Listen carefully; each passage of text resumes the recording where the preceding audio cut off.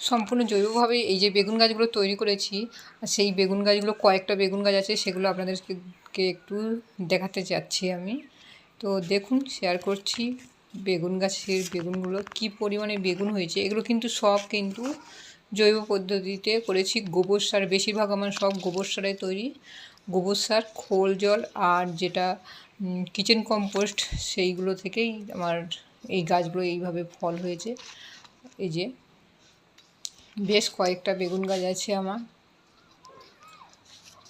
গাছ মানে ফুলে ফলে ভরেই রয়েছে। আপনারা কিন্তু জৈবভাবে এইভাবে করতেই পারেন। সম্পূর্ণ জৈবভাবে এই যে বেগুন গাছগুলো তৈরি করেছি, সেই বেগুন গাছগুলো কয়েকটা বেগুন গাছ আছে, সেগুলো আপনাদেরকে একটু দেখাতে যাচ্ছি আমি। তো দেখুন, শেয়ার করছি বেগুন গাছের বেগুনগুলো কি পরিমাণে বেগুন হয়েছে। এগুলো কিন্তু সব কিন্তু জৈব পদ্ধতিতে করেছি, গোবর সার, বেশিরভাগ আমার সব গোবর সারে তৈরি। গোবর সার, খোল জল আর যেটা কিচেন কম্পোস্ট, সেইগুলো থেকেই আমার এই গাছগুলো এইভাবে ফল হয়েছে। এই যে বেশ কয়েকটা বেগুন গাছ আছে আমার।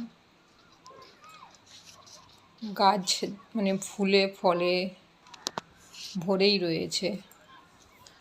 আপনারা কিন্তু জৈবভাবে এইভাবে করতেই পারেন।